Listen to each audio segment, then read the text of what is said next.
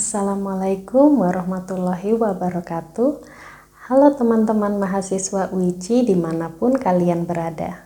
Selamat datang di mata kuliah pengantar Teknik Industri bersama saya Medina Bur. Bagaimana kabarnya dengan teman-teman semua? Semoga semuanya dalam kondisi sehat dan masih bersemangat untuk belajar bersama. Kali ini adalah pertemuan kedua kita di mata kuliah pengantar Teknik Industri. Masih semangat? Yuk kita pelajari bersama-sama, tonton sampai akhir video ya. Di pertemuan kedua ini, kita akan membahas mengenai sejarah teknik industri. Disiplin teknik industri muncul dan berakar kuat pada revolusi industri pada tahun 1750-an. Disiplin ini pada awalnya dikembangkan oleh beberapa individu yang berusaha mencari atau mengembangkan prinsip-prinsip organisasi dan manajemen produksi tingkat lanjut. Setelah itu, disiplin teknik industri mulai memberi ciri dan identifikasi dirinya secara khas dan muncul sebagai disiplin keteknikan atau engineering yang secara formal terpisah dari disiplin-disiplin engineering lainnya di sekitar awal abad 20 dan kemudian menemukan tingkat kematangannya setelah Perang Dunia Kedua. Revolusi industri muncul di Inggris pada akhir abad 18. Hal ini mampu mengubah cara kerja para pekerja di pabrik, yaitu berubahnya sistem individu menjadi sistem pabrik. Dari cara kerja sistem pabrik berakibat adanya kekhususan cara kerja atau specialize akibat volume produksi yang dihasilkan per periode menjadi tinggi. Sejak tenaga manusia digantikan oleh mesin atau lebih dikenal dengan era revolusi industri, mayoritas perusahaan selalu berusaha untuk merekayasa mesin-mesinnya agar produktivitasnya meningkat. Produktivitas yang dimaksud adalah nilai perbandingan output dibandingkan dengan input. Beberapa tokoh sejarah yang terkenal dalam perkembangan teknik industri yaitu Frederick Winslow Taylor dan Frank Gilbert.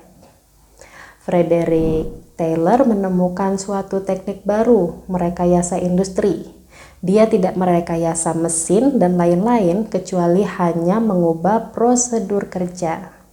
Prosedur, metode, tata cara, atau langkah-langkah kerja adalah suatu urutan pengerjaan tertentu dari suatu pekerjaan. Taylor menerapkan penelitiannya ini pada sebuah perusahaan secara khusus di bagian penambangan. Hanya dengan mengubah metode kerja saja, Taylor berhasil meningkatkan produktivitas hampir 4 kali lipat atau 400%.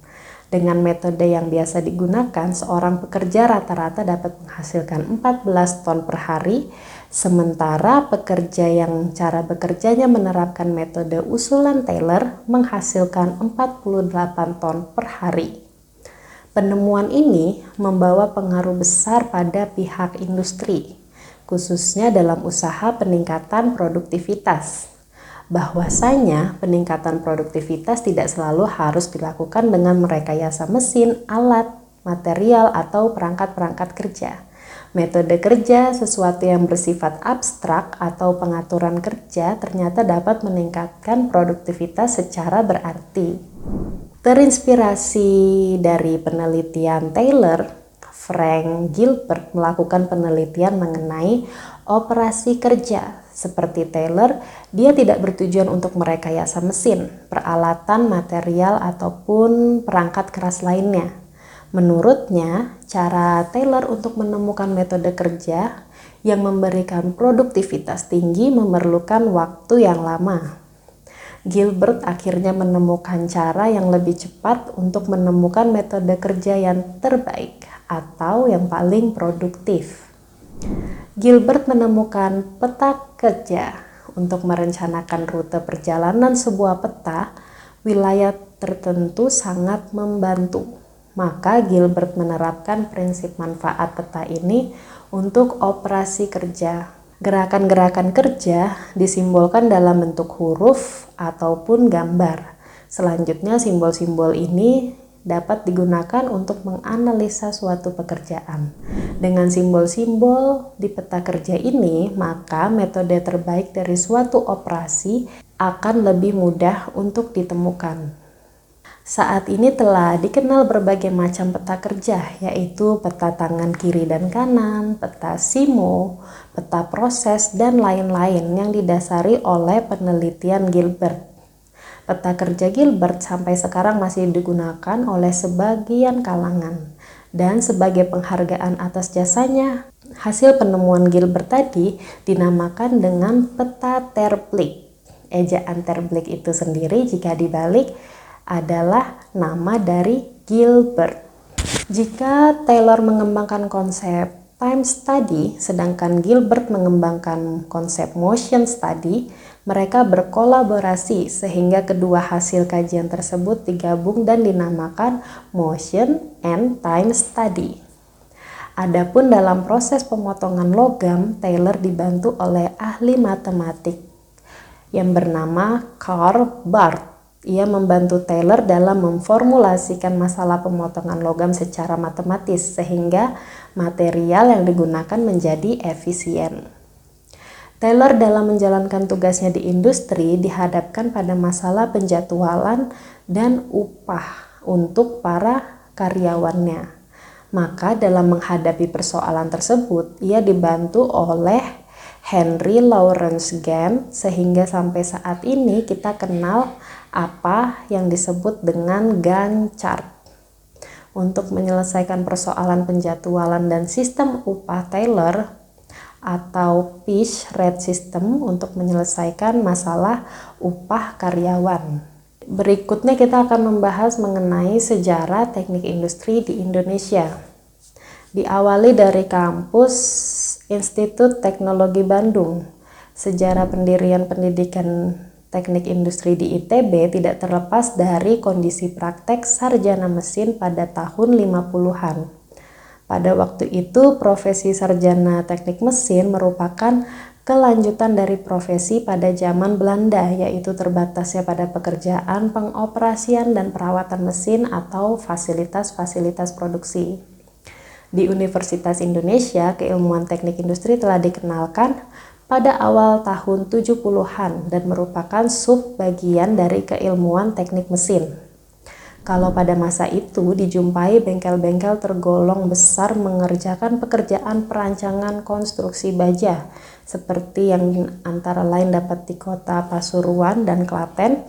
Pekerjaan itu masih merupakan bagian dari kegiatan perawatan untuk mesin-mesin pabrik gula dan pabrik pengolahan hasil perkebunan yang terdapat di Jawa Timur dan Jawa Tengah. Sementara itu, pada sekitar tahun 1963 hingga 1964, bagian teknik mesin telah mulai menghasilkan sebagian sarjananya yang berkualifikasi pengetahuan manajemen produksi atau teknik produksi. Bidang teknik produksi semakin berkembang dan bertambah jenis mata kuliahnya. Mata kuliahnya itu ya seperti teknik tata cara, pengukuran dimensional, mesin perkakas, pengujian tak merusak, perkakas pembantu dan keselamatan kerja, cukup memperkaya pengetahuan mahasiswa teknik produksi. Pada tahun 1966 dan 1967, perkuliahan di teknik produksi semakin berkembang. Mata kuliah yang berbasis teknik industri mulai banyak diperkenalkan. Sistem man-machine material tidak lagi hanya didasarkan pada lingkup wawasan manufaktur saja, tetapi pada lingkup yang lebih luas, yaitu perusahaan dan lingkungan. Sehingga pada tahun 1967 nama teknik produksi secara resmi berubah menjadi teknik industri dan masih tetap bernaung di bawah bagian teknik mesin ITB. Pada tahun 1968 hingga 1971 dimulailah upaya untuk membangun Departemen Teknik Industri yang mandiri. Upaya itu terwujud pada tanggal 1 Januari tahun 1971. Gimana teman-teman? Semoga sudah mulai paham ya mengenai sejarah teknik industri. Jangan lupa teman-teman membaca modul yang telah disediakan supaya lebih paham mengenai sejarah teknik industri secara mendetail. Jangan ragu untuk mencari informasi dari sumber lainnya. Bisa juga kita sharing dari experience teman-teman yang memang sudah terjun di lingkungan industri. Kita bersama-sama mengupdate pengetahuan kita.